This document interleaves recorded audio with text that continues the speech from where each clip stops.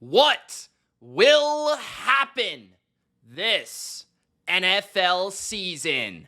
Welcome, football fans, to your official BLV NFL 2025 season predictions. Every team, every record, every division, and of course, each conference. I'm predicting every team, every game, all the way to Super Bowl 60. If that sounds good, and you're ready to kick this ball off for 2025, and you're ready for a new NFL season, you know what to do. Spike that like button, and if you're not a jabroni, I hope you're not, subscribe to the Bottom Line View for the 2025 NFL season. It's going to be the best one yet. Let's get to it. Let's talk predictions for each division in 2025. And of course, guys, let me know in the comments your predictions for every team and every division. And if you want to include your Super Bowl champ, your Super Bowl MVP, your MVP, let me know in the comment section below. Let's kick off our division standings with the AFC East. The number one team in the AFC East and in my AFC will be the Buffalo Bills. The number one seed, Buffalo Bills. That means home field throughout the AFC will run through the Mafia. Josh Allen is the best quarterback and best player in the NFL, in my opinion. The offensive line is one of the best in football. James Cook, fresh contract, I believe their lead playmaker, and I think he'll have an explosive season in 2025. I expect a breakout from rather Dalton Kincaid or Keon Coleman. One or the other. They are going to break out. It's just simply going to happen. I think Josh Palmer was a sneaky little pickup for them, and they will have a top 3 offense without doubt, with number 17 leading the way. Defensively, Sean McDermott does a good job with this defense every regular season. They typically perform at the top of the NFL. The problem is the playoffs. We'll get there when we get there, but I do believe they've strengthened that defensive front. They are actually deeper on the defensive line, and I do think Joey Bosa, very underrated storyline, no one's talking about right now. Joey Bosa is healthy entering an NFL season. Him with Greg Rousseau, Ed Oliver, Daquan Jones. I think they've got enough up front. Matt Milano's healthy. That's a good linebacker group when healthy. The questions remain at safety and corner. Can Hairston, once healthy, be that CB2 across from Christian Benford? We know what we're getting from Teron Johnson. But overall, Buffalo is a bully in the AFC East. They should win 5 out of the 6 games in this division, and they're just a powerhouse. Offensively, they're good, not great defensively, and I think they have the perfect window to capitalize for a championship in 2025. The New England Patriots at 11-6. A bit of a surprise team. My breakout pick for 2025 as a football team, and I believe it begins with their quarterback, Drake May. A lot of people would say it begins with the revival of their culture from Mike Vrabel, but I really believe it's all about Drake May. I think Drake May is amazing. And I believe Drake May is going to take the NFL by storm. He is going to have a great season this year. As a passer, you're going to see improvement. As a runner, you're going to see more involvement in designed runs thanks to Josh McDaniels near the goal line. I think that's going to make them a dominant running team. I do believe this is going to be one of the better running football teams in the NFL with Drake May, Ramondre Stevenson, and now Travion Henderson. This offensive line, 4 new starters, Will Campbell, Jared Wilson, looking forward to the development of those younger left side players at left tackle, left guard. And I do think overall the O-line, the offense, the weaponry, Stephon Diggs, he's really going to help Drake May. He still has it, and he's been healthy the whole offseason, so he's ready to rock. Demario Douglas, I also think, has a breakout season, along with Hunter Henry. I think this is a sneaky good offense this year, and it complements a defense that got much better this offseason. They loaded up with Milton Williams, Carlton Davis, Robert Spillane, Harold Landry, just to name a couple of the headliners. They're going to play man-to-man coverage. They're going to be able to dominate the interior defensive front with Barmore, with Milton Williams. I think this Mike Vrabel team, this Mike Vrabel coaching staff that's very strong throughout, led by the breakout of young Drake May, will capitalize on the second easiest schedule and make the playoffs as a wild card team. Maybe even as good as the 5th seed, but I have them finishing as the 6th seed. The Dolphins and the Jets are at the bottom of the division. The Dolphins at 5-12 might shock some people. That seems a little low, but I actually think the bottom is bound to fall out for the Miami Dolphins. Like, the Dolphins are in trouble. I'm going to put it that way. Tua is always problematic with the health. I do believe they could start the season relatively well, because Mike McDaniel can scheme around the offensive line, maybe even injuries to Devon Achane at running back, if that is the case. Defensively, they're recovering from injuries at the edge position. How will that affect the pass rush? Because the pass rush has to be plentiful if they're going to be good on defense, because their secondary is garbage. It's one of the worst in football. They traded Ramsey for Fitzpatrick, everybody knows, but they have literally Storm Duck as their CB1. That's a problem. I just look at Miami, and I think they're going to give up explosives in the pass game. I think that overall, their offense is going to be shaky, inconsistent due to the unreliable health of the quarterback, due to the offensive line, which I think is one of the worst in football. Their tackle position is bar none the worst in the NFL, with Patrick Paul and Austin Jackson, 2 first-name jabronis on each side. And I don't believe in the Mike McDaniel regime. I don't believe in the overall toughness of this culture. And I do believe in the problematic nature and drama of Tyreek Hill currently on this team. So I don't like Miami this year. The New York Jets just don't have the quarterback. I do believe if they had a better quarterback, it would allow me to believe in what Aaron Glenn is trying to sell us right now, but I'm not a huge Aaron Glenn guy either. It's hard for me to be sold on a defensive coach that really wasn't a great defensive coordinator past maybe one season last year. Other than that, I need a little bit more credibility from Aaron Glenn, so he needs to make me buy into his system, into his regime, into his culture, and he can do that this year. We'll see. But Justin Fields is not that dude. He's not that guy. Yes, aesthetically phenomenal. As a football player, he can't pass the ball. I think they're going to have a lot of problems throwing the football. I do believe in their young offensive line. I am a little worried about the whole Breece Hall thing. He could be traded. And I look at the receiving core. Garrett Wilson's fantastic, but besides that, they have nobody to throw the ball to other than a rookie second-round tight end and Mason Taylor, Jason Taylor's kid. Defensively, I do think they have some talent. Quincy Williams, Sauce Gardner, and Aaron Glenn should get them to play physical man-to-man coverage, and I'm looking forward to that style along with the speed of the linebackers. I think it could work. I also like that they brought in Harrison Phillips as, at least for this year, he helps them against the run, which was their weakness the last couple of years. I will say, though, the Jets just don't have the offense. They're going to be trailing in games. They won't be able to throw the ball, and they're going to be in trouble, and I honestly could see Justin Fields getting sat by the end of the year. Like, it's going to be bad. It's going to be problematic. They're going to want to change throwing the football. They can run it all they want, but in the modern NFL, that's not going to work unless you could throw the ball. In the AFC North, the Baltimore Ravens are going to be my champion, clearly at 13-4, and I consider them as the number 1 seed in the AFC. But I took the Bills, okay? That could go either way, and maybe even week 1 could be a huge determining factor in that result. Now, that game's in Buffalo. We'll see who takes it. It could go either way.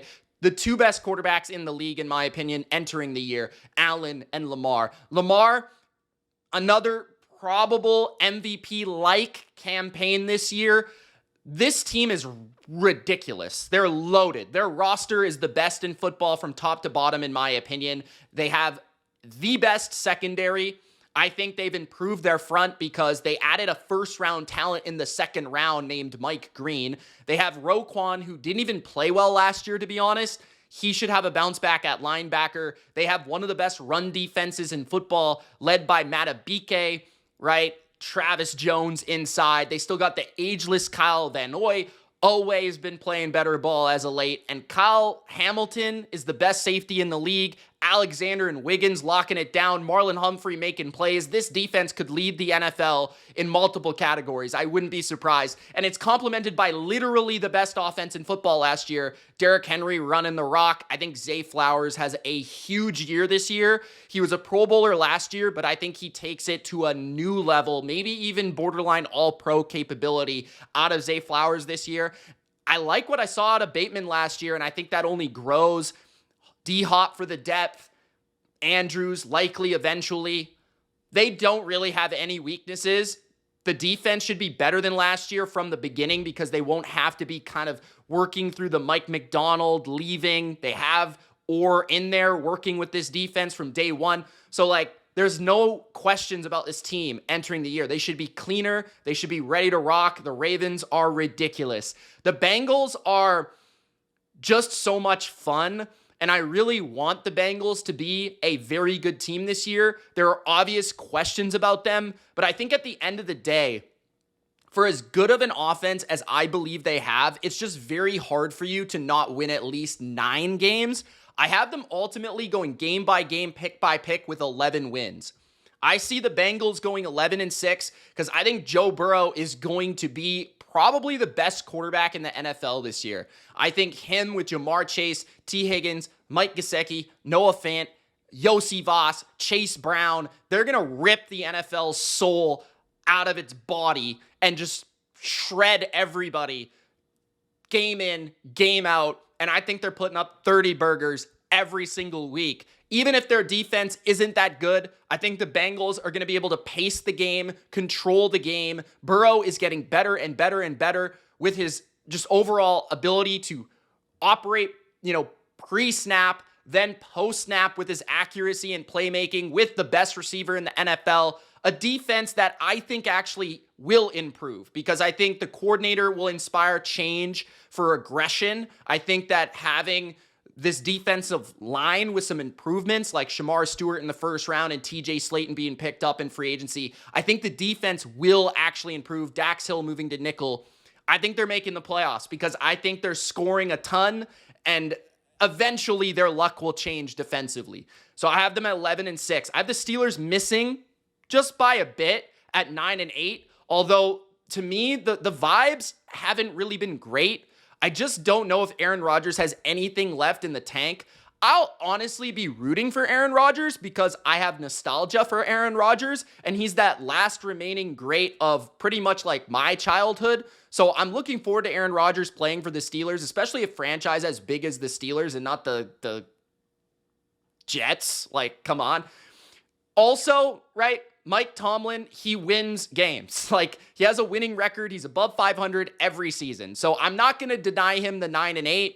Their defense is also flat out dominant. TJ Watt, Cam Hayward. Their linebacking core, I think, is going to be fun, electric, athletic, exciting. Peyton Wilson, right? Patrick Queen. I'm looking forward to a Peyton Wilson breakout. Really think their corner position has improved.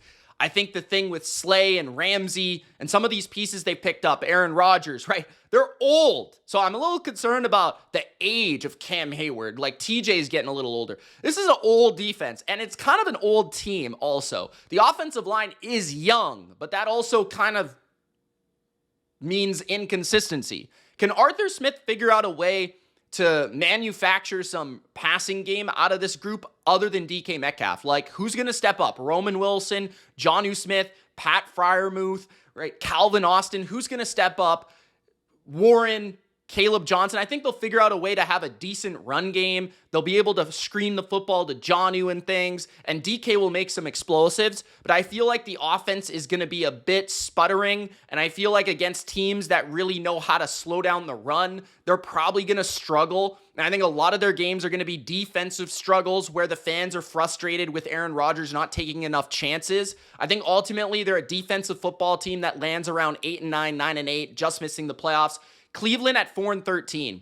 I have Cleveland at 4-13 because I still like enough of the talent, and I believe that Joe Flacco does give them a spark to begin the season. I think that they enter the year with a quality leader in Flacco. I think they enter the year with quality coaching from Stefanski and Schwartz on the offensive and defensive sides. Their offensive line, when healthy, is not too bad, but they have a lot of injuries that do exist with this team year in and year out on the offensive line.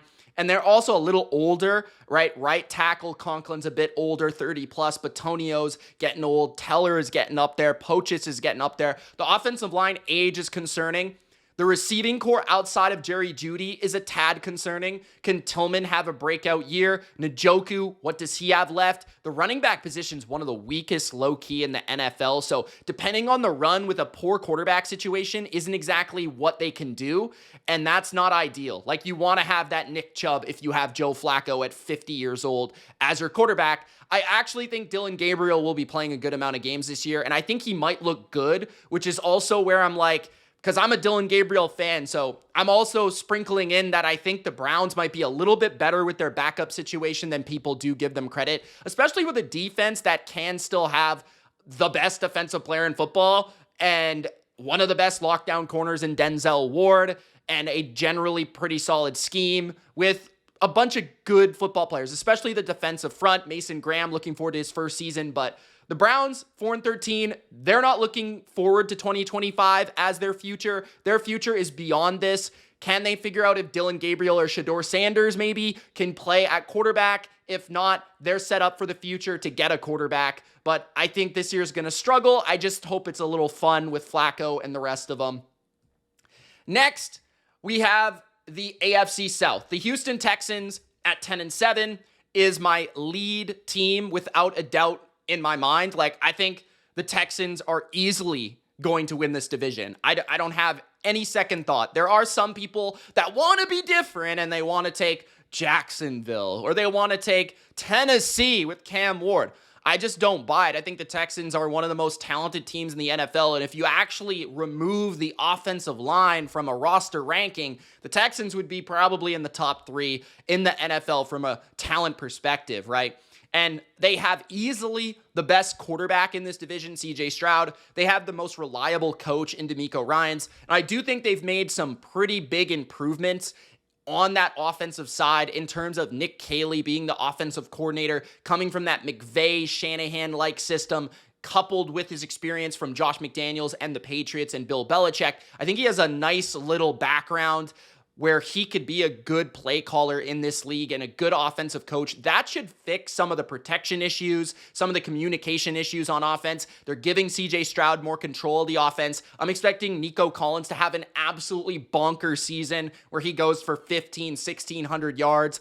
I'm looking forward to the new, fresh receiving core, whether it be Christian Kirk's involvement back in this division with a different team, or whether it be Higgins, Noel, whoever it may be. I think the Texans are deeper and better at wide receiver than last year because they lost a bunch of guys last year, and they weren't able to keep that core 3 intact with Tank Dell and Stephon Diggs. The offensive line is a huge looming question, as is Joe Mixon in the run game, but I do believe they'll be able to figure that out well enough, and I think Stroud actually has to take more on his shoulders this year offensively, throw the ball more. I think they'll be okay regardless because their defense is so damn dominant that it honestly doesn't matter that much, especially in this division. This defense should absolutely, utterly destroy its competition. They are, in my opinion, a top 3 defense, and I rank them number 1 entering the year. I love their cornerback combination. I love the fearlessness of their safeties. CJ Gardner-Johnson, an incredible add. I love the speed of their linebackers, and they have arguably the best edge duo in football entering the season,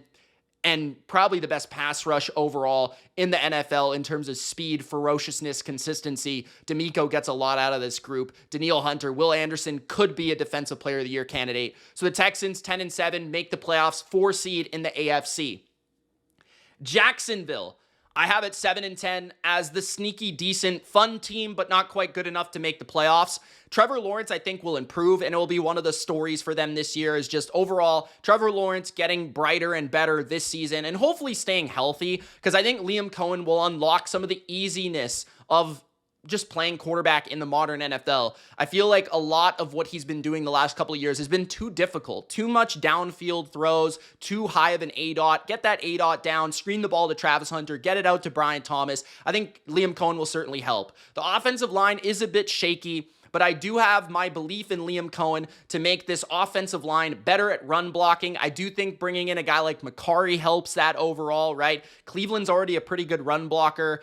I think they're looking forward to Little maybe taking a step forward at left tackle. I love the weaponry. I do really like the receivers. Hunter, I think, is going to be the real deal right away. I do think Brian Thomas, De'Ami Brown, Tim Patrick, Brenton Strange, Parker Washington, they have plenty of guys to offer to throw the ball to, and Trevor Lawrence has no excuses from a production offensively this year, and I think they will produce. I think they'll be a borderline top 12, top 10 offense, but I still don't believe in their defense. I'm not sure about the defensive coordinator. He doesn't have a lot of experience. I'm also kind of concerned about the secondary is still a question.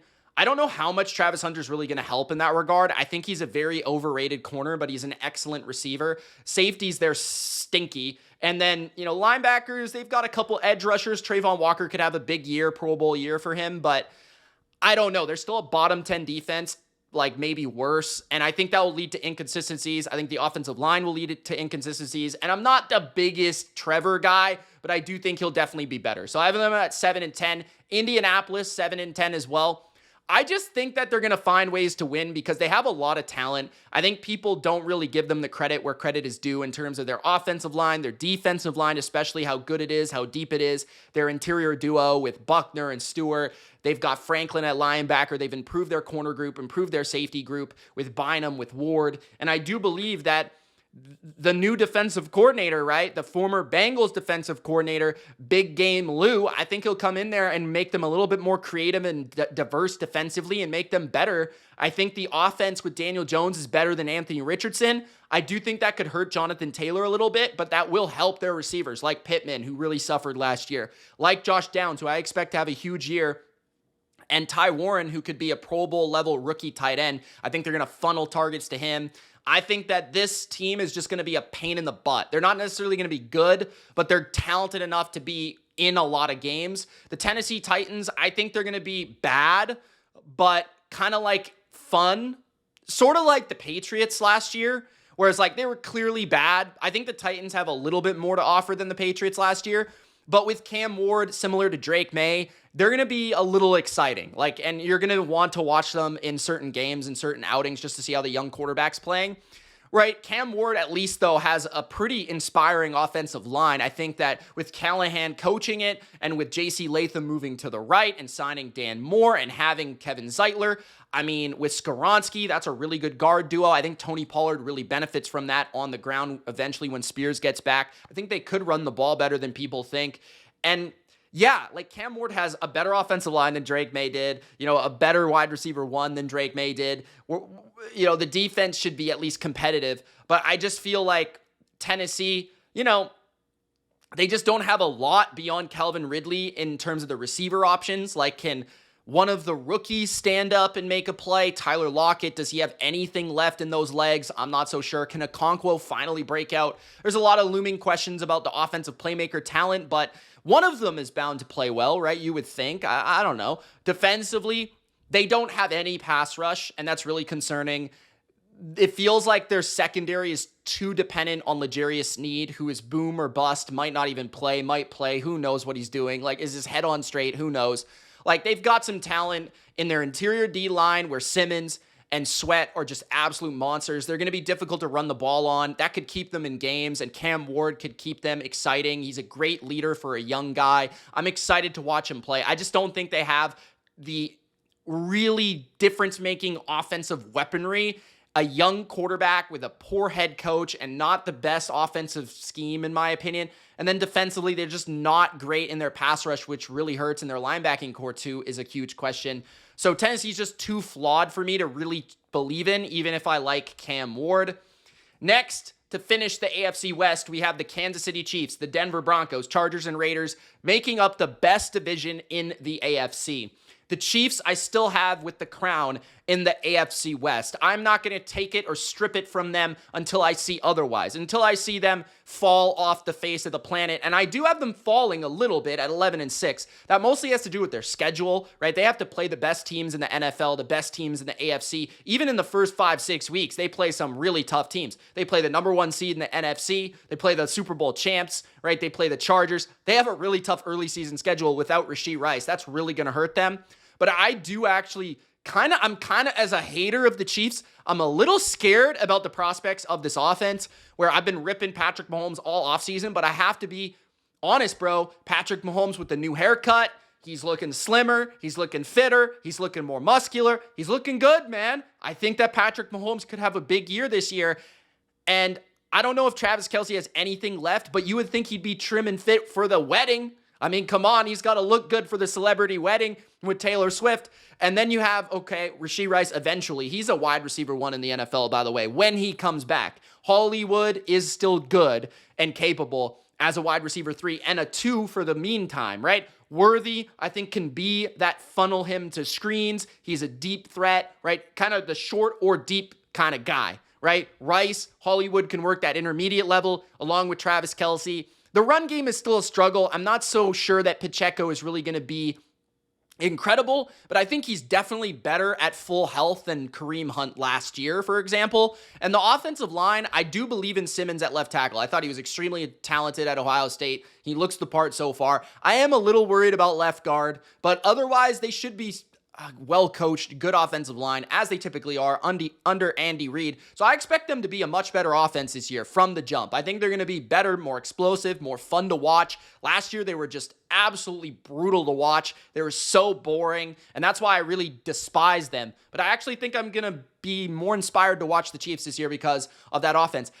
The defense is interesting because Chris Jones is going to make or break. If Chris Jones is not the same player as he is getting a little bit older, that's definitely going to change how we look at this defense because he is the centerpiece. He is the star. He is the guy that runs the show. George Karlaftis is good, right? They've got good linebackers and good depth at linebacker and versatility and all that, and they've got pretty good corners led by Trent McDuffie. But I feel like if Chris Jones isn't as good as he, has been, that's where this is the unit I'm a little bit more concerned about maybe falling off. And that could be something where people don't see it coming. But Spags is a phenomenal coach, and he'll eventually make it feel better than it probably is.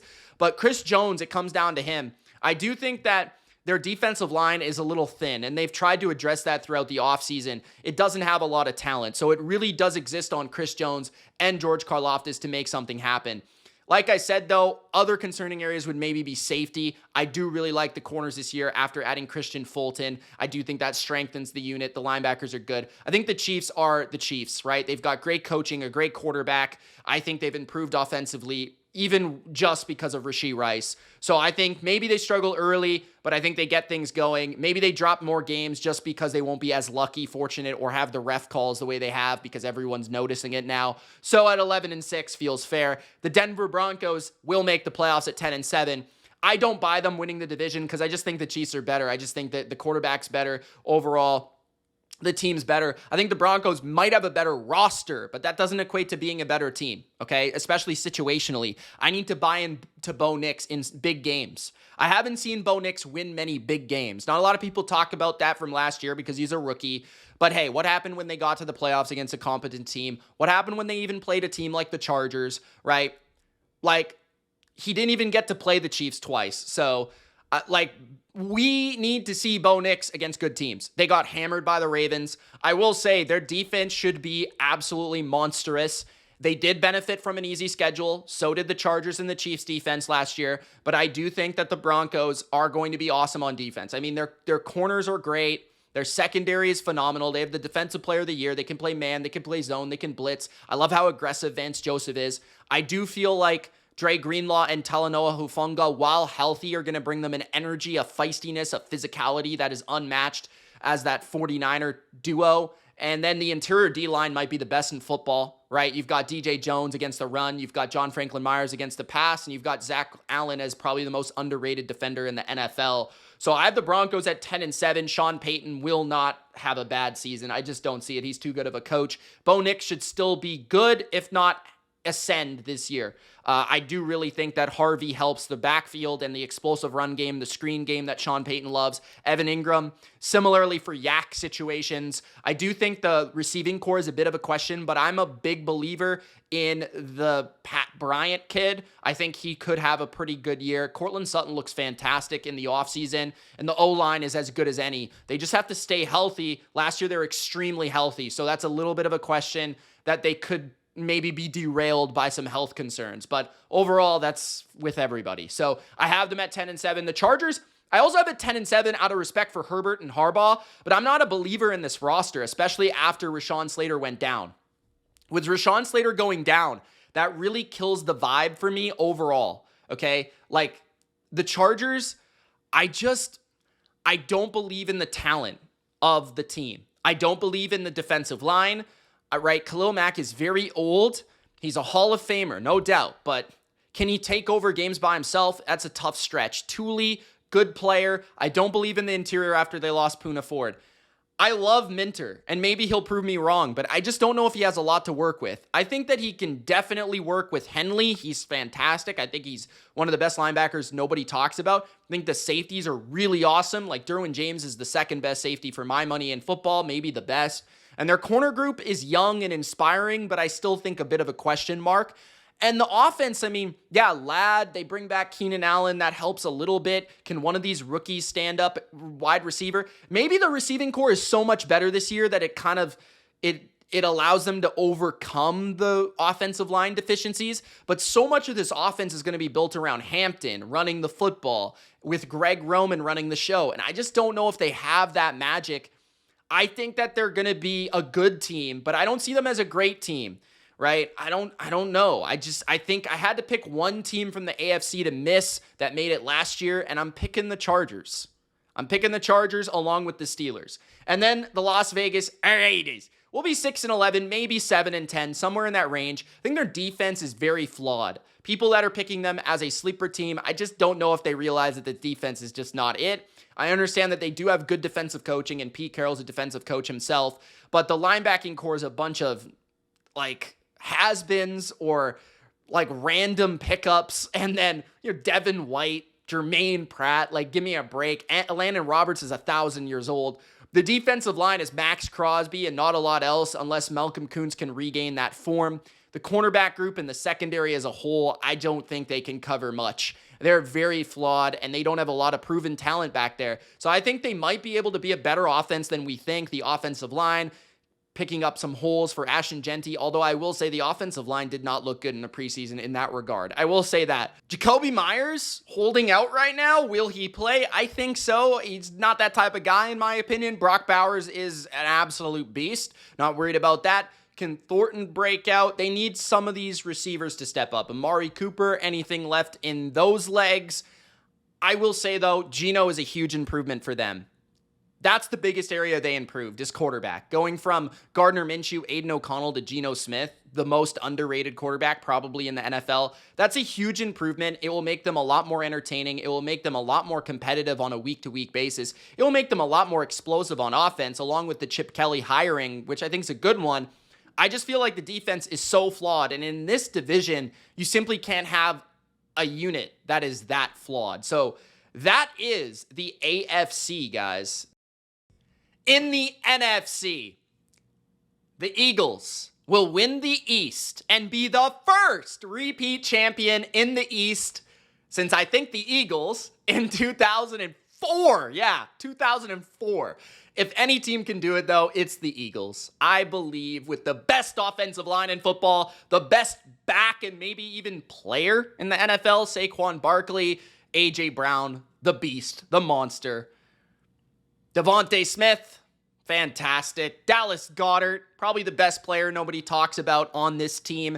And Jalen Hurts leading the way, pushing and the tushing into the end zone for touchdowns. Nick Sirianni, he's an absolute jabroni. But hey, He has this team fired up on a weekly basis. Will they be able to overcome Kellen Moore? That's maybe a bit of a question for the offense. And if they do get behind in games, how will the passing game look without Kellen Moore? That's a bit of a question, but I think that only exists really for the playoffs. I'm not really concerned in the regular season, okay? Defensively, they're maybe a little bit worse, but they still have so many youthful players that are about to rather break out or in their prime, right? Like Quinyon Mitchell, Cooper DeJean, Jahad Campbell, rookie. Makuba, I liked, rookie, okay? Zach Bond broke out of nowhere last year. They could have a player like that they picked up, okay? Jordan Davis, Nolan Smith, looking forward to you guys maybe taking a step forward. And Jalen Carter, the centerpiece, the dog, the monster, maybe could be defensive player of the year. I mean, he's really that good. So the Eagles are loaded, stacked. Vic Fangio's unit is going to be fire once again. And as long as they can overcome the target on their back, a little bit of a more difficult schedule, and maybe the injury bug, they should absolutely tear this division up and win this division in dominant fashion. Because I am not a Commander believer. I like Jaden Daniels, okay? I do even believe in some of their pickups this offseason, specifically Laramie Tunzel for the offensive line. But I'm not a Debo guy anymore. I feel like Debo is kind of washed. He's got to prove me wrong, bro. So I do think that's kind of overrated. And I do think overall this team is kind of old, right? Von Miller, Bobby Wagner. These guys are kind of old all over the place, okay? I like the coaches. Dan Quinn, Cliff Kingsbury. Between Dan Quinn's defensive prowess along with his culture building and Cliff's absolutely magical offensive system that fits Jaden Daniels to a T. Terry, scary. He's back. That's nice. But is he the same? I mean, he barely worked out this offseason. He barely practiced. Hopefully he can still go at the same level because they need him to be an absolute monster like he was last year. The Commanders will score points. I'm not really concerned about them scoring. I'm not really concerned about their offense. They should have a top 10 offense without a doubt as long as McLaurin is the same player, right? But defensively, they were terrible against the run last year. I'm not sure if they got much better. And their pass rush is flat out not good. Like Von Miller is their expected leading sack guy, and he's 1,000 years old. They're expecting guys like Dietrich Wise and Dorrance Armstrong to have huge years, and I just don't see it. Deron Payne, can you bounce back? The secondary, it has some potential here with the rookie Amos and Marshawn Lattimore if they can sap anything left out of Marshawn Lattimore. But I think they're really going to struggle in the secondary. I think they're going to struggle on defense. I think that this schedule is way more difficult. I think they were a very fortunate Cinderella story last year that will not repeat, unfortunately. They'll be good because they're quarterback, they're coaching, but I don't think that they will make the playoffs. So I have them at 9-8. The Cowboys I have at 7-10, still in third in their division despite getting rid of Micah Parsons. I did remove a win or two from their record because I was relatively high on the Cowboys before they traded Parsons. I think that really hurts them from an energetic vibe perspective. Honestly, maybe even more than it does on the field because I think they can replenish that pass rush with the second round pick Enzo Raku. I think they can replenish it with Dante Fowler, who they didn't have last year. I think they can get enough of a pass rush out of Adigi Zua, right? Kenny Clark. Like, I think the D-line will be fine. I don't think it will be great, but I think it will be fine. I just feel like, and even Matt Eberflus, I think, is a good defensive coach. I think he's better than Zimmer at this point. I'm a little concerned, though, about no Overshown at linebacker, and I feel like their linebackers are very, very weak. Their secondary, Deron Bland, nice little contract for him, and hopefully Trayvon Diggs can stay healthy. That secondary could really help that defense that really suffered last year. Offensively, I'm concerned about the combination of the offensive line with the lack of running game with no real running back. Like, I don't really know who the running back's going to be. Is it going to be Javonte Williams, or is it going to be the rookie Blue, or is it going to be somebody that I don't know? Is Pickens and CeeDee Lamb and Ferguson really going to carry this offense without a run game? Can Dak really still do it? Because I think there's Dak concerns, too, entering this season after the injury-riddled seasons. He didn't even play well last year when he played. It was too CeeDee Lamb reliant last year. Maybe, with Pickens, that can balance things out and really help Dak because he's always been a guy with the weapons that can go. I think they'll be a fun team. I think they're going to put up some fireworks at times on offense, but I just feel like the lack of that Micah Parsons star power gravitational pull defender on defense in combination with the kind of questions that are all over this roster, the new coach that I'm not exactly excited about, I feel like they're just a mid team, but I think their offense keeps them floating around competitive. They're not going to be quite bad enough for them to be a top 5, top 10 pick. 5-12 for the Giants. This one hurts because I like the vibes coming out of New York this summer, and the Giants seem to really believe in what their product's going to be this year, whether it be with Russell Wilson or Jackson Dart, and Brian Daboll seems to have this team fired up. Maybe it's the Jameis aura, I'm not sure, but the Giants I like what's coming from New York there. I will just say their schedule is insanely difficult. They're going to have one of the worst starting quarterbacks no matter what. They're going to have one of the worst offensive lines no matter what. And I honestly think their receiving core is a bit overrated outside of really Malik Neighbors. He kind of makes or breaks this receiving core, and he's always kind of dinged up too.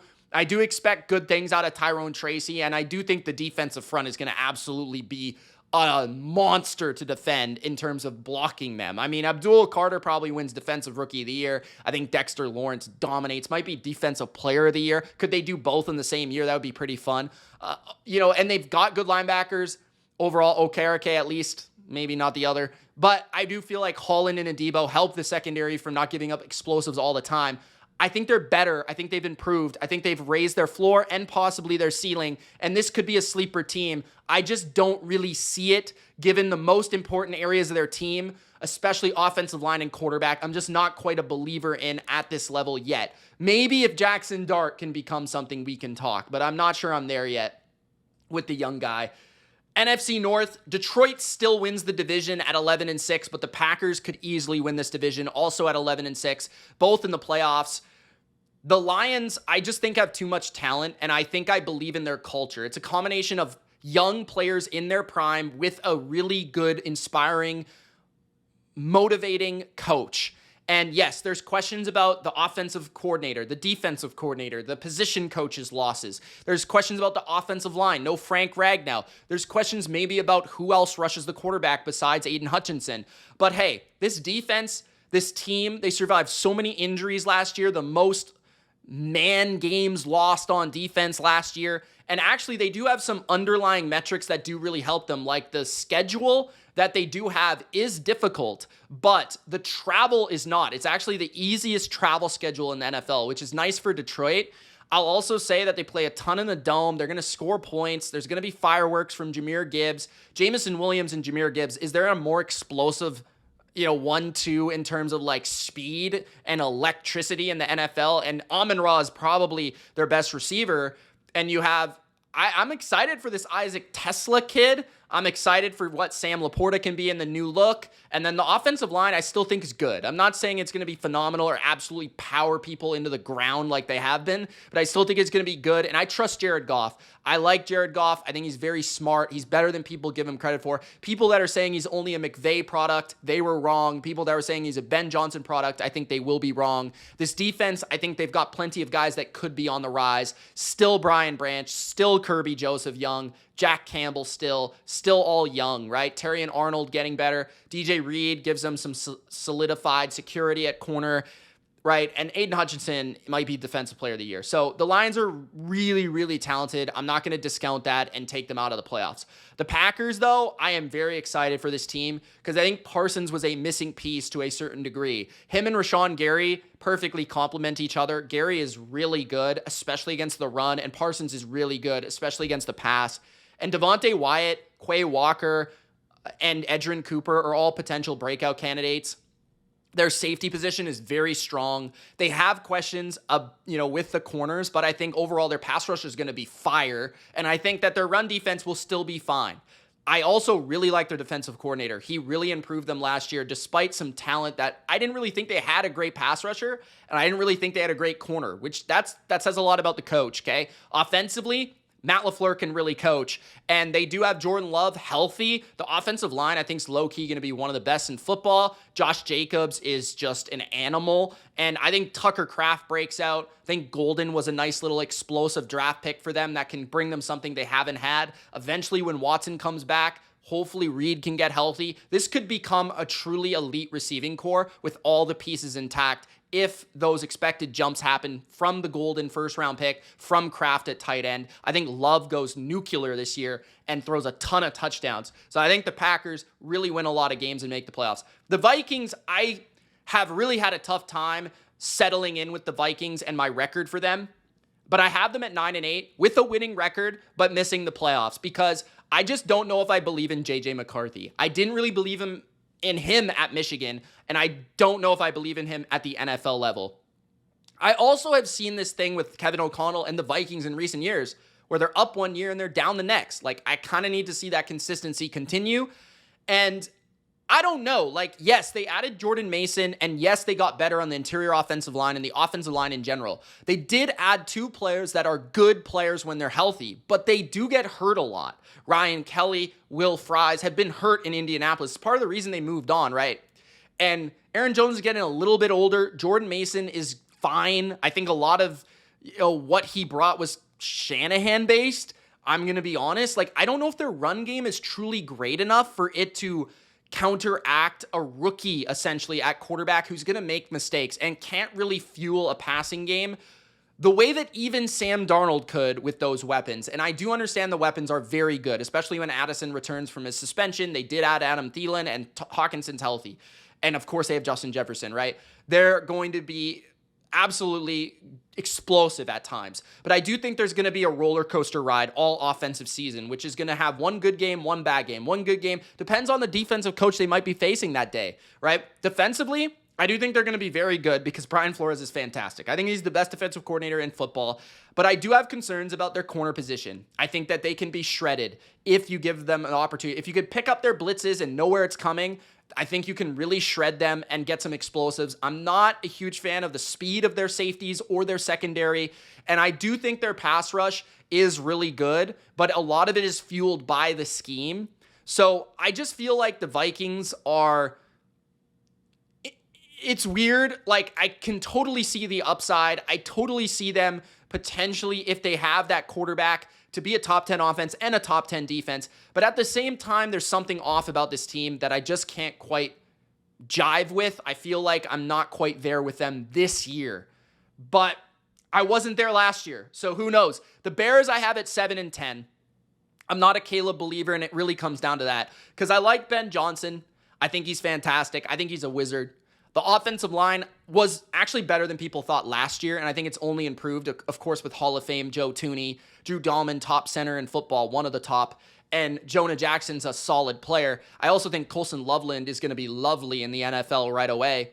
And I do think that, DJ Moore, Luther Burden, Rome Odunze could have a big jump this year. Like, they've got weapons. Zacchaeus even can play. Like, the running game, I'm not so sure about that, but Ben Johnson should be able to create something. I just think Caleb is not it. I don't think he's it at all whatsoever. So, I have them at 7-10. The defense is solid. It's maybe even good, but their pass rush is meh. Their secondary is pretty stellar. So that kind of, you lean on that, but I don't know. I just don't think the quarterback's there. He holds the ball too long. He's too inaccurate. He doesn't have a deep ball. I'm just not there until he proves it to me. Okay. And then I'll paint my fingernails with him. Next, the NFC South, the Tampa Bay Buccaneers winning the division, 10-7 for the Bucs. Baker Mayfield is the best quarterback by far in this division, even if Bryce Young or Michael Penix have a breakout season.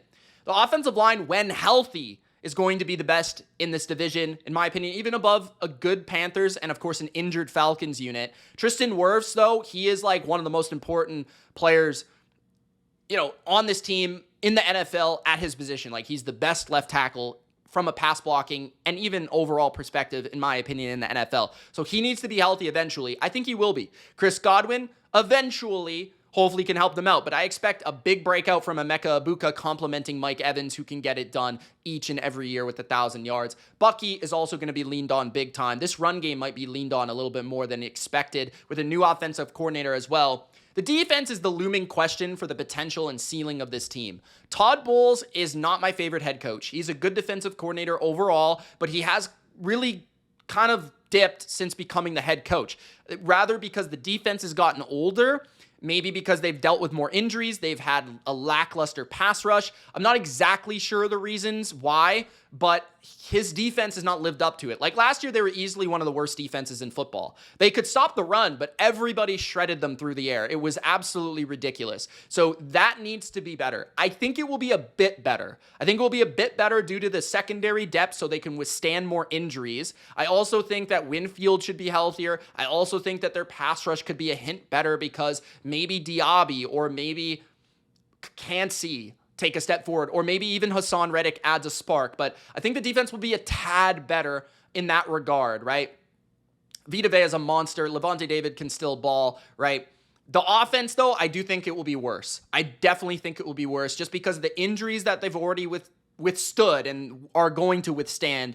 And I feel like the offensive coordinator is not going to be Liam Cohen, even if he is solid, okay? So I think the Bucs will be a good team. They will be the best team in this division, but I don't think they're a team that just runs away with the division because typically because of Todd Bowles, they lose games they shouldn't lose. His time management, like they just lose stupid games. So they're going to be like 10-7, 9-8, 11-6, but they're not going to be some juggernaut regular season team.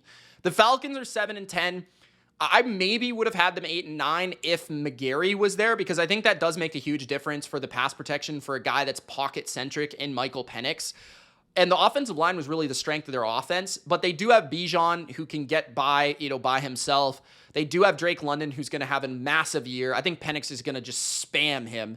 Darnell Mooney's good, and I like the offensive coordinator. I think they're going to be a good offense overall, and I think Penix is going to be fun to watch because he's going to spray and absolutely just bomb the ball. And I'm expecting a lot of fun for the Falcons this year. Defensively and the head coach are the biggest questions. Secondary is shaky besides, Jesse Bates, AJ Terrell. The pass rush needs a lot of help from rookies. I think that maybe they can get something out of Pierce. I'm not expecting much out of Jalen Walker. And the overall run defense also a concern, in my opinion, too. They're very small on the edges, and their interior is not quite as good. They also lost Grady Jarrett, which is a big deal. Caden Ellis is awesome, though.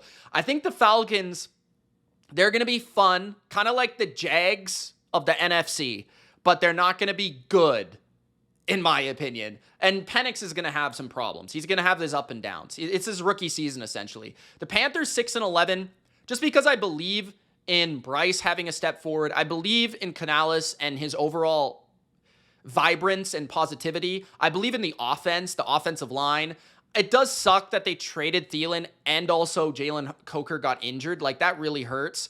But I do think McMillan is going to be a monster, and that only fuels him to be a monster. I feel like Leggett will make some explosives, and we'll see if Hunter Renfrow still has one last ride in him. That would be fun. But I think they'll run the ball well. They did last year. I like their running backs, Hubbard and Dowdle. And I really think Bryce has got that composure, that confidence back that he did at Alabama. I think he'll make plays outside structure. Defensively, they stink. Like, there's no question. But I do think Derek Brown, I do think J.C. Horn, if they're healthy, along with the addition of Morig in the back end, I think that they should be a bit better. Wharton, Bobby Brown, they added some depth, some beef up front to help them against the run where they were catastrophic. So if they can be a bit better there, they'll be a bit more competitive. And the Saints, 3-14, they might be the worst team in the league. They're really bad. Spencer Rattler's not an NFL starting quarterback. It doesn't appear Tyler Shuck is an NFL starting quarterback. The offensive line is youthful. It has some upside. The receiving core is fun when healthy, but they have concerns all the time, whether it be Shaheed's groin or hamstring, or whether it be Chris Olave's head. You've got to deal with that. I think their run game is going to stink this year. I'm not excited for Alvin Kamara in that purpose, and I feel like their defense is really going to stink. They have no good corners, and really it's Justin Reed by himself in the secondary, and then Demario Davis is getting old. Cam Jordan's getting old. Chase Young's not it. Carl Granderson's the only dude working up there. Brian Brzee can maybe get after it, but I think the Saints defense is really, really, really, really shaky. So coupled with a bad quarterback, and a rookie head coach, it's a bad team. They're looking for the first pick. And the final division in the NFC is the NFC West. The San Francisco 49ers at 11-6 will win this division as the worst to first team. I could have went 12-5, 13-4, given their schedule is the easiest in the NFL by a long shot, and they really don't play any good teams besides the Texans or the Bucs. Other than that, and of course, like the teams in their division. But besides that, I had to kind of find losses for them. And part of the thing with the Niners is their receiving core right now is really beat up entering the year and or like not active, whether it be Jawan Jennings or Brandon Ayuk.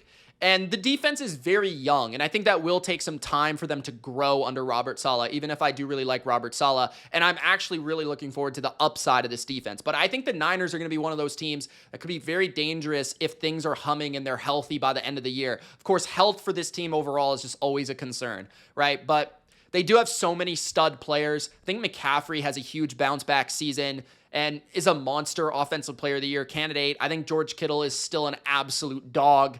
I feel like Ricky Pearsall has a breakout. I think Purdy is MVP conversations. Trent Williams is still incredible. And, you got Nick Bosa, you got Fred Warner defensively. I think that this youth is also going to be good for the run defense, the physicality, the speed of the defense. I think guy like D. Winters finally getting his chance and what Robert Saleh can do with linebackers and their development. I think that Michael Williams right away could be a monster. I'm looking forward to CJ West. I'm looking forward to Upton Stout. These young rookies that I think are really going to bring some energy that the Niners were really lacking last year. It felt like they were too old and uninspired and just kind of like, honestly, they were worn out by losing the Super Bowl. Like, it was really a big deal for them. I like their corners, too. I think their corners are super underrated. And once they get Mustafa back at safety, this secondary is going to be filthy. So I think the 49ers are actually a lot better than the standard casual NFL fan likes to think. They're a contender this year. The Los Angeles Rams, I have making the playoffs. I do have my concerns about Stafford, but I think they're too good to miss. Even if Garoppolo has to play 3-4 games, I think McVay manages. Also, their weapons with Nakua and Adams, if they're healthy, that's flat out pretty fun. And they complement each other so well. And the offensive line, if Jackson's good to go at left tackle, which it appears he will be for the most part, although that's concerning. I saw the same thing with Barmore. Their offensive line's top 10. I don't think it gets talked enough about. They're very good across the board and don't really have any weaknesses.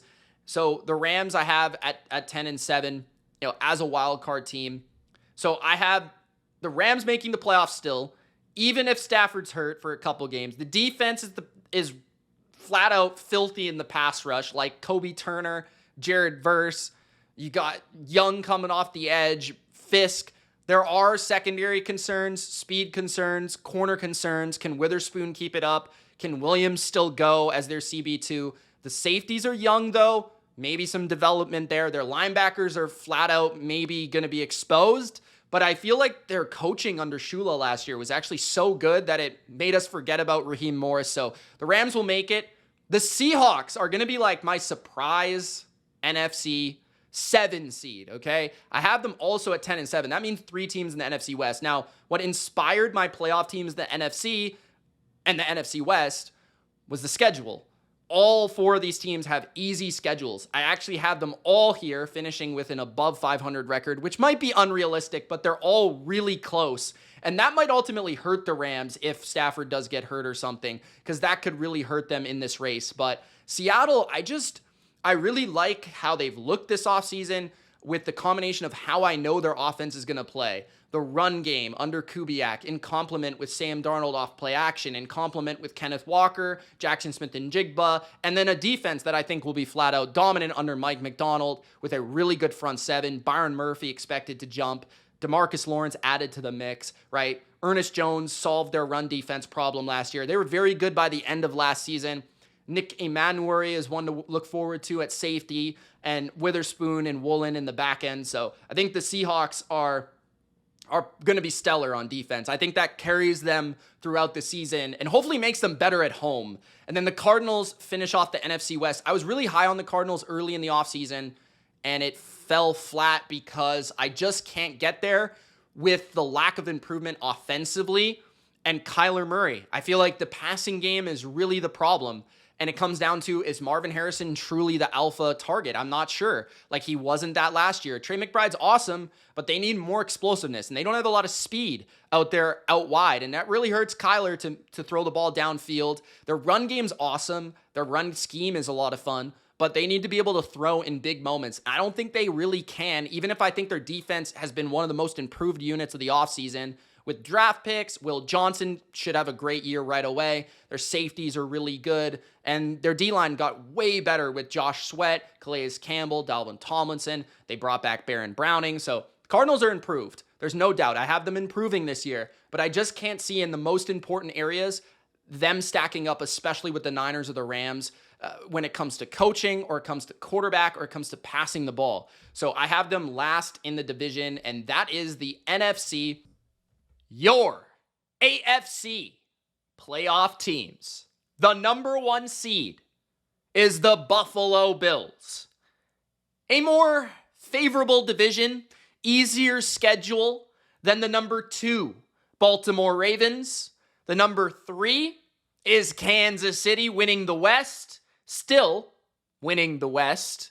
The number 4, easily winning the South, the Houston Texans. And the wild cards. The Bengals bounce back big, 11-6. They're the top wild card as they do beat the Patriots in the regular season. New England, with their breakout campaign, is the 6th seed. And the Broncos squeaking at 10-7 over the Chargers as the 7th seed. In the NFC, the Philadelphia Eagles feel the safest to win the NFC in the regular season, to be the top dog, to be the number 1 seed. Entering the playoffs, they will have home field advantage in Philly. The San Francisco 49ers, with the easiest schedule in football, truly do benefit, especially towards the end of the season, and separate themselves just barely from the other top dogs. That was really the easiest explanation for me being confident in the 49ers to get the 2 seed. The Detroit Lions win the North. It won't be easy. They'll barely overcome the Packers, who are the 5 seed and the top wild card, but the Lions get it done. They just feel a little bit more consistent and a little bit more reliable. And the Tampa Bay Buccaneers, just like the Texans, they win a absolutely weak division and claim the 4. The Los Angeles Rams will once again go on the road this playoff run, but they could win the division. It just depends on the health. And the number 7 and final wild card will be a sneaky Seahawks team led by their defense, just edging out the Commanders, Vikings, and Cardinals, who all finish with 9 wins. Those are your 2025 NFL playoff teams. Now, before I give you my playoff predictions all the way from the wild card round to the Super Bowl, by the way, guys, let me know what you think of my standings and my playoff teams. If you haven't already, please get in the comments. And if you haven't already, now's the time to spike the like button. I'd also like to give a quick shout out to my new channel. I have a second channel. Yeah, even more Mitch talking football. Money Mitch is the name. It's my betting channel for 2025 and beyond. It's my fantasy channel for 2025 and beyond. So if you want fantasy football content and especially betting content all NFL season long, and you just want more content from me talking NFL in a different way, shape, and form, then go subscribe, man. It's going to be basically daily content over there. So go check it out. I want to talk about my award winners before I get to my picks for the playoffs. So we're going to go from Coach of the Year to MVP, quickly explaining my pick for the awards. And if you guys want to play along, let me know. Coach of the Year is going to be Mike Vrabel, with the Patriots claiming a playoff spot and an 11-win season. The NFL is wowed by the turnaround led by Mike Vrabel. He installs a tough, physical Patriots culture that gets back to doing your job and their winning ways. So Mike Vrabel, once again, the Coach of the Year for the second time in his career. The Comeback Player of the Year will be the number 2 seed 49ers leader, Christian McCaffrey, with his receiving and rushing ability, McCaffrey will be the centerpiece for the 49ers' rise from the worst to the best in the West. The offensive rookie of the year will come from a pretty terrible Panthers team that went 6-11, but the Panthers are fun, and the bright spot will be their rookie receiver, who will absolutely dominate fantasy football. Tetaroa McMillan will have 10 plus touchdowns this season and will have 1,000 yards as the best rookie offensive playmaker, even surpassing Ashton Genty for this award. Defensive Rookie of the Year will be Abdul Carter. I just honestly think he's too good to not get this award. The only way he doesn't is if he doesn't play enough snaps due to the deep rotation of edge rushers. But I believe due to the presence that's Brian Burns and Dexter Lawrence, Abdul Carter is going to feast on one-on-ones, probably have 10 plus sacks this year, and his presence, speed, and overall ability will be day one noticeable. Offensive Player of the Year will be the guy that maybe should have got it last year, if not for Saquon Barkley, and that is Ja'Marr Chase. Ja'Marr Chase had a triple crown in 2024, and I don't even know if he received a single vote. It was kind of outrageous. This year, the voters will feel bad because of last year, but also he is going to help Joe Burrow have an epic statistical season. And I'm going to say Ja'Marr Chase has close to 20 receiving touchdowns this year, winning the Offensive Player of the Year. The Defensive Player of the Year, I honestly did it for the memes. Micah Parsons pushes the Packers to a playoff spot and a top 10 defense this year as one of the best pass rushing teams, going from one of the worst to one of the best. He's going to make an instant impact as the highest paid defender in football, and the narrative speaks for itself. Speaking of narrative, my NFL MVP pick is Joe Burrow.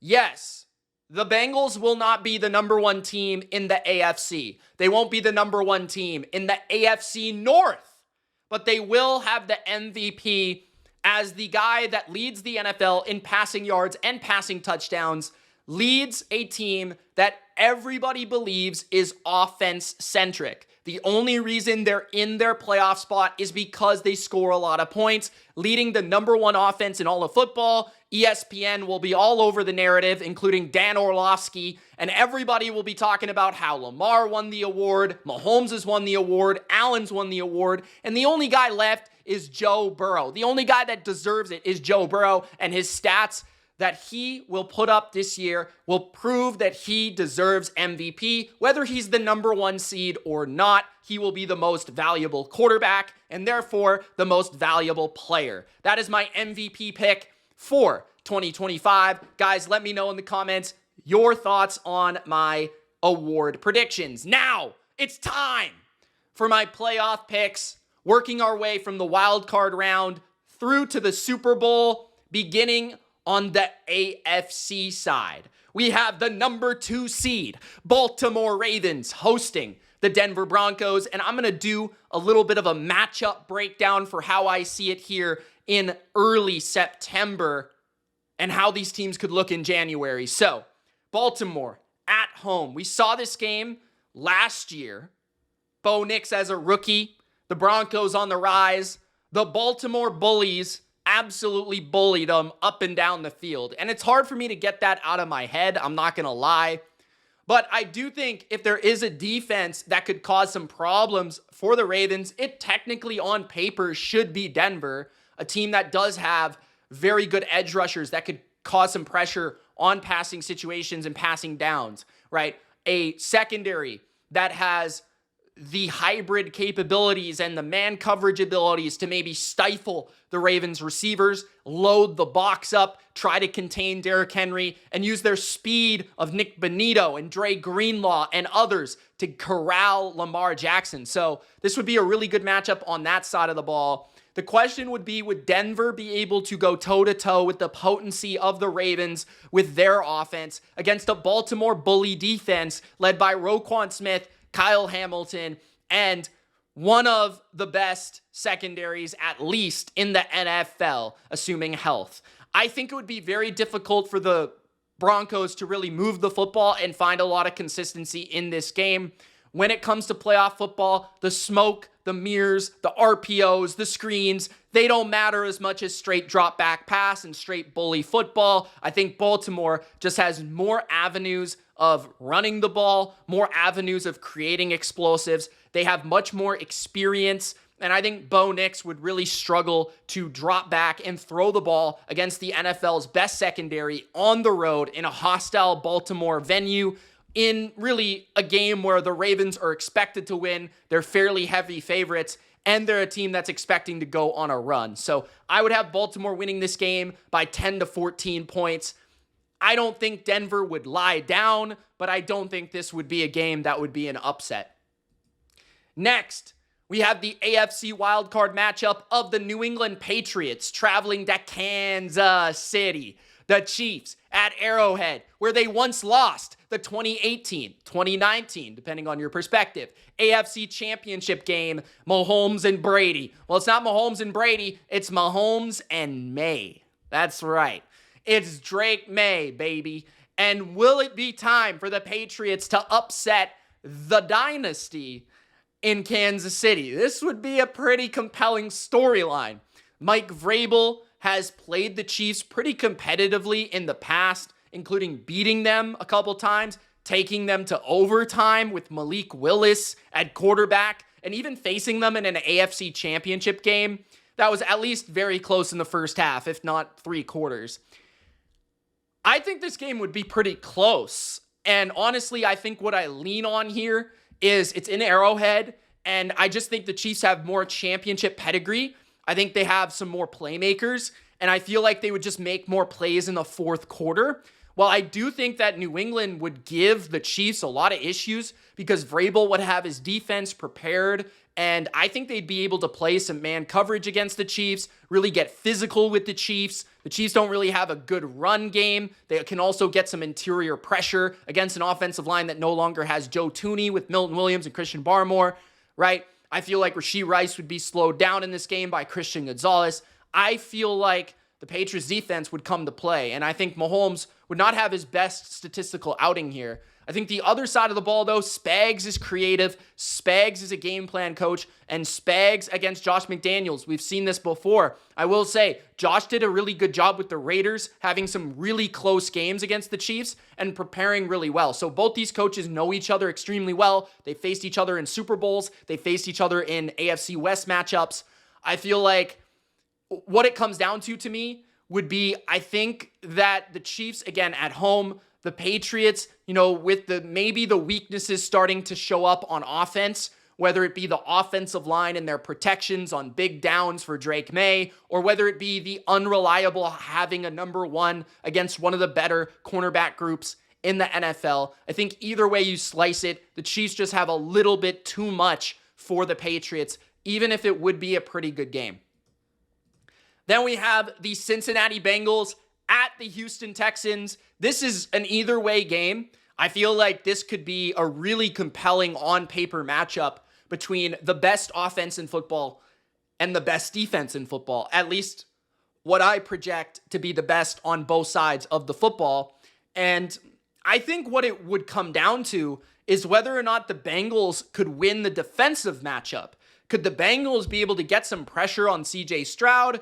Could they be able to slow down Nico Collins? Is Joe Mixon healthy or not at this point in a revenge game outing?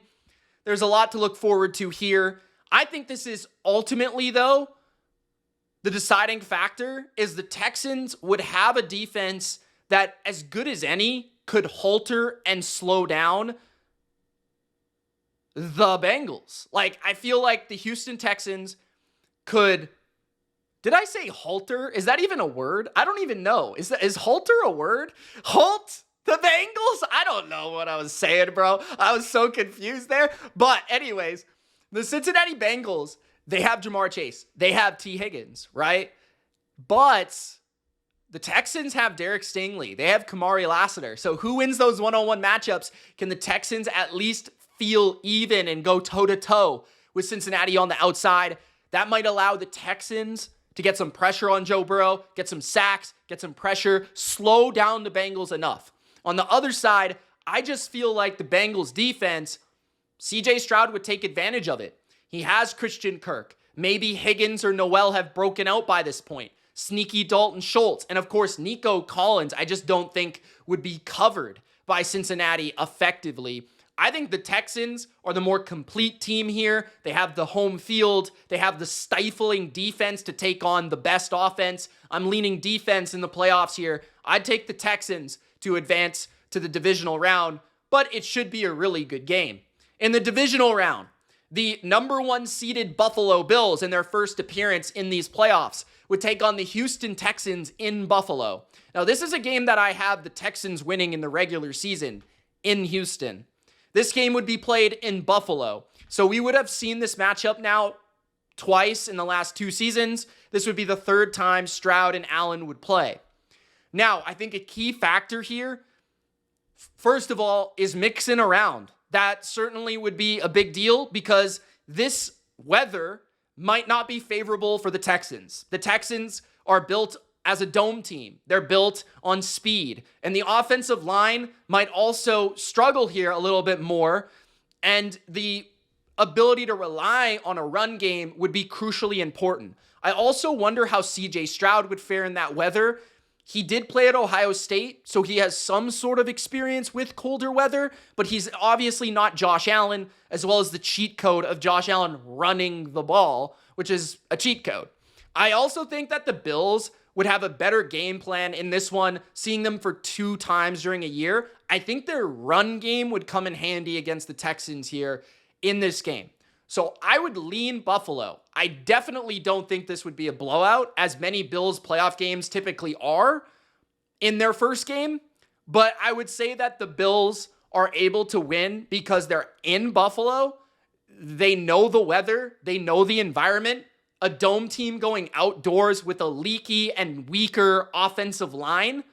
And at least Buffalo does have Christian Benford to take on Nico Collins, unlike Cincinnati. I think that if they do have their healthy defensive front, they would win that matchup with Greg Rousseau, Joey Bosa, Ed Oliver getting after CJ Stroud on the big downs and the big plays. And ultimately, until the Texans fix their offensive line, which is faulty, they will not get past the divisional round in these premier AFC teams, even with as good as their defense is. So their defense keeps them in it, but Josh Allen running the ball, James Cook running the ball, puts them over the top to the AFC Championship. The Baltimore Ravens at home against the Kansas City Chiefs. This is the game. Finally, the Chiefs do not make the AFC Championship. The Baltimore Ravens, I think, this might be crazy, blow out the Chiefs. I'm just going to call it. Derrick Henry goes crazy in this game, carries the Ravens early, and Lamar puts them over the top late.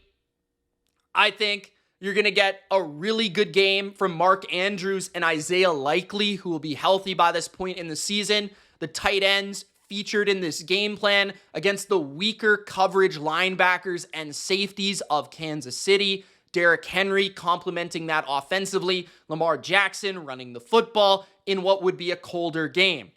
On the other side, the Ravens play simple but physical football, containing Mahomes in the pocket, not worrying about any sort of run game from Isaiah Pacheco, and getting physical on the outside with the Chief receivers. Worthy, not ready for Alexander, who has a massive game here with his signing from the Packers. I think that the Ravens actually get up early and the Chiefs suffer their first blowout loss in a normal playoff game that's not a Super Bowl. This one looks ugly. Then we have the AFC Championship, the Buffalo Bills, at home, in front of the Mafia, with a chance to go to the Super Bowl. The Ravens, probably favored in this game, just as they were last year, as the team that most nerds think should make and win the Super Bowl. The Ravens, the more talented team. But the more I think about this matchup, the more that my stomach does not feel right when I think about the Ravens getting to the Super Bowl. I think this is the Ravens' time to lose again. I think Buffalo wins this game. No real bias. I would love to see both of these teams in the Super Bowl, just if it's not the Chiefs. That would be fantastic. But honestly, I think it comes down to playoff football, and I think Josh Allen and I think the Bills in Buffalo in cold, windy, potentially snowy conditions, they have the quarterback to handle those conditions. Lamar, slippery with the football. Mark Andrews, shouldn't have ate that popcorn, right? The Ravens maybe make a couple mistakes in this game. The Bills have prepared and played the Ravens really well in these games. I think the Bills, unlike the Chiefs, have a balanced, multi-dimensional offense. I think they have an offense that can attack you through the run, through the pass, through their quarterback running the ball. They also have a defense that has the linebackers to be able to go with those tight ends, and also to be able to slow down and track down Lamar Jackson in space. They have added some size and depth to their defensive line. And honestly, Derrick Henry didn't have a crazy game last year. I don't think he would have a crazy game this year. One of the key difference makers in this one would have to be Zay Flowers, who did not play in the divisional round last year. Zay Flowers would have to have a great game for the Ravens to come out on top. I definitely would expect this game to come down to 3 or 4 points, the last possession potentially. But I think the Bills would play the stricter football game. I think that they would be less likely to turn it over, and I think they would be less likely to make mistakes. I also think that the tight ends, James Cook, if there is an area of weakness that the Bills can take advantage, I think it is the linebackers and the middle of the field of that Baltimore defense. The screen game, that's an area that they were effective last year.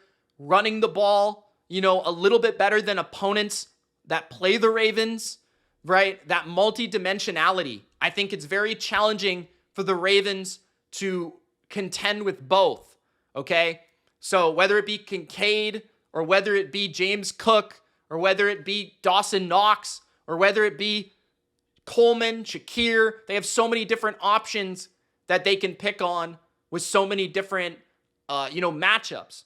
So I feel like Baltimore is the more talented team, but ultimately I think Buffalo would win it in no small part because they are at home. So I have them advancing to the Super Bowl. In the NFC, the 49ers at home versus the Seattle Seahawks. Seattle would go to San Francisco, where it would probably be pretty sunny and hopefully not raining.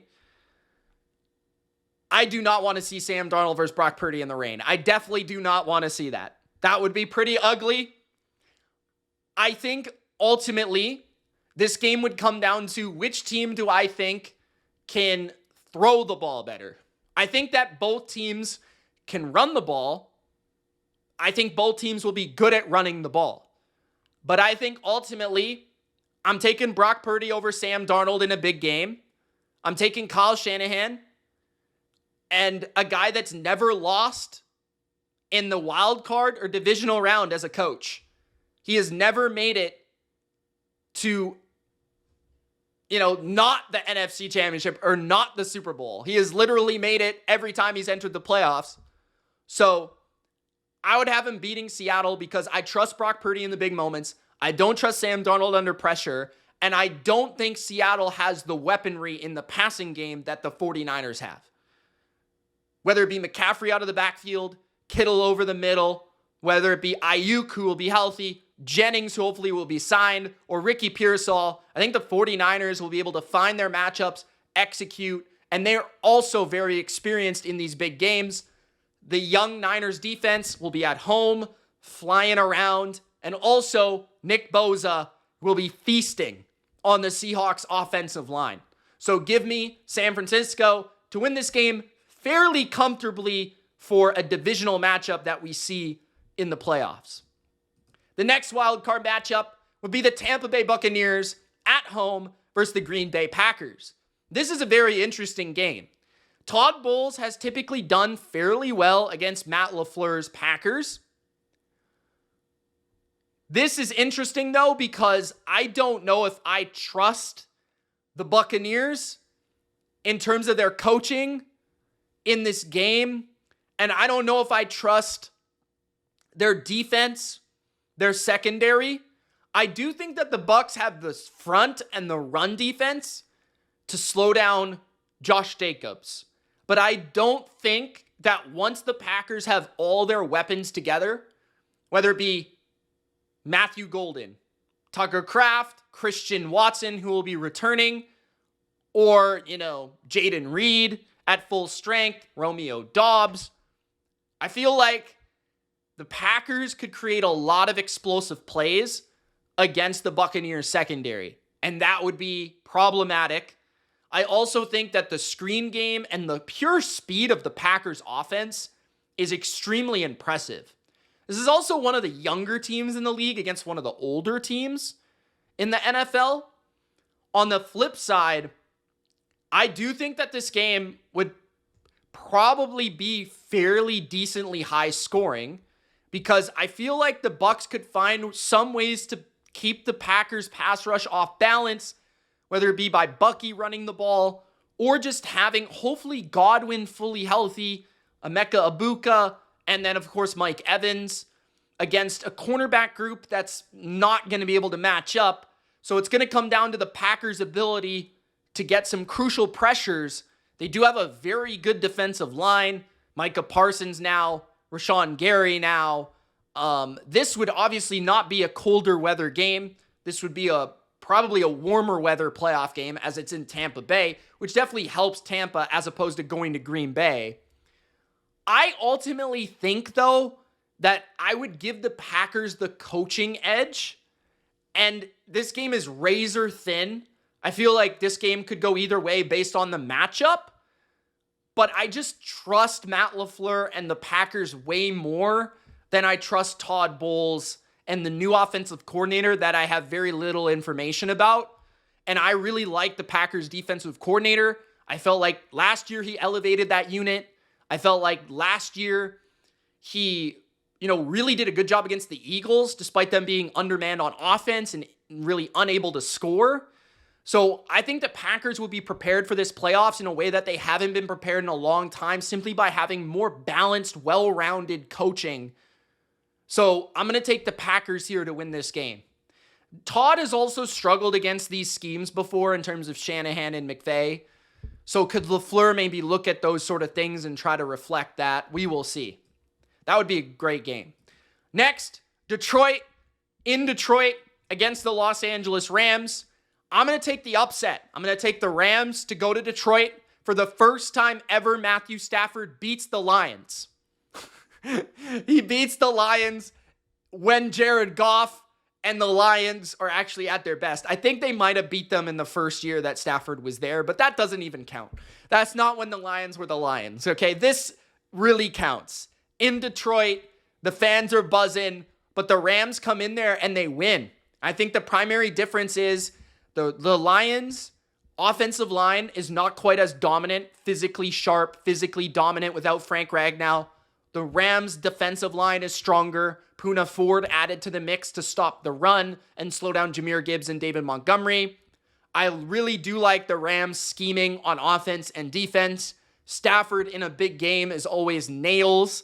And I feel like Puka and Adams would be problems for the Lions secondary. And I don't think the Lions have an overwhelming pass rush, which would certainly come to hurt them in this game against Stafford. In a dome, I feel like this would be still a fairly high-scoring game. But I think that the Rams can get some pressure on Goff, cause one or two mistakes, and Stafford will just make one or two more throws, with the game in the trenches being a little bit more even than it's been in the last couple games. So I'm going to take the Rams to advance after a win in Detroit. That means we have the Rams at the Philadelphia Eagles in the divisional round. This is going to be a great game. The Eagles beat the Rams last year, not once, but twice. They beat them in the playoffs in Philly in a snowy, really memorable game. Saquon went absolutely crazy. And honestly, if not for Saquon, they probably lose because Jalen Hurts did not play well, held the ball, took way too many sacks, and the weather was not in his favor. Stafford, though, played absolutely sweet in that game and maybe gave the Eagles defense more issues than any quarterback did all season, with really only Puka Nacua and a washed Cooper Kupp. So I think actually if the Eagles were to win, they would need this weather to cooperate a little bit better than it did last time, because I think Hurts really struggles to throw in that weather while Stafford seems to be fine. So I will say that I actually think the Rams match up better than last year with the Eagles because, like I said with the Lions, Poona Ford coming to town at nose tackle gives them another big-bodied individual that can man up and bully up front and help them stop the run of Saquon and at least limit those big carries. The Rams also love to play a lot of zone, and that puts the ball in the hands of Hurts to be more surgical and precise than he typically has to be. Stafford, on the other hand, with Puka and Adams, I feel like the Eagles' defense is a little lesser than last year. I feel like without Slay, without CJ Gardner-Johnson, without Milton Williams, without Josh Sweat, will they still have that pass rush and even the secondary to be able to match up? I like the Rams in this game. Now, the Eagles could easily win. They're at home. If Saquon does dictate the game and allow them to tush-push their way down the field, they'll be fine. Their defense is still good, but I feel like Stafford can go in there. They're not phased. They won a Super Bowl entirely by going on the road. So I think the Rams, they go, they went on the road against Tampa and they beat Tom Brady. I know that was a different year, but this coach, this quarterback, they've proven it. So I feel like they can do it against this Super Bowl team. I say they do it and they advance to the NFC Championship.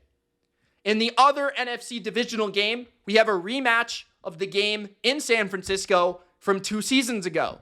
What has changed? I think the Niners are slightly weaker offensively. I don't know if they're necessarily weaker defensively. Maybe their names are lesser. Maybe that their talent is a little lesser. But as a unit, I do wonder how they'll both be playing at that time. The Packers, though, are more mature, have a lot more playoff experience. I think they have a better defensive coordinator now. And I also think they have a better pass rush. And I also think they have just a more mature offense and another receiving weapon. I think the Packers win this game, which is crazy to say because Matt LaFleur against Kyle Shanahan in a playoff game, we've seen it a few times. 3, I think. And all 3 have resulted in Kyle Shanahan and the Niners winning, and at times winning in pretty convincing fashion. But I just think the Packers, it's more their time. I think the Niners, yes, the Super Bowl is in San Francisco, and that will be a big motivational factor. And sure, they still have plenty of veterans and plenty of studs that you have to deal with, and this game would not be certainly a convincing win. It would definitely come down to the wire, especially on the road for Green Bay in San Francisco. But I think that they have a run game that can pester and frustrate the 49er front. I feel like they have enough, depth in their weaponry to give any secondary problems. And I feel like their defense on big downs can find ways to pressure Purdy and put him in uncomfortable positions. They also have really good linebackers with athleticism to handle Christian McCaffrey. So while Kyle does kind of own LaFleur, I feel like LaFleur has the edge in terms of the talent, the roster, and the matchup. So I'll take the Packers to advance to the NFC Championship. The NFC Championship would then be the Los Angeles Rams, Sean McVay, versus Matt LaFleur's Green Bay Packers at Lambeau Field. That's a big deal because Matthew Stafford has struggled at Lambeau Field for the entirety of his career, dating back to Detroit. Now, could this be a storybook ending to Stafford's career where he does overcome that voodoo? It's entirely possible. It is entirely possible. The Packers, can their secondary continue to live up to, playing at this level? I will say the Packers playing a pocket-centric quarterback, having Parsons and Gary get after the quarterback would be a significant challenge for the Rams on the road in what would likely be a cold, wintry Lambeau game. I would also say that Love and the Packers offense has ridiculous speed and explosiveness, while the Rams have one of the slower sideline-to-sideline defenses, and, in my opinion, a defense that simply cannot match up in the back half against the Packers. Now, I will say, unlike the Eagles, I think the Packers have more ways to air the ball out. I do think the Packers have almost as good of a rushing attack as the Eagles, but they have more nuance in their pass game, which would be, I think, harder for the Rams to defend.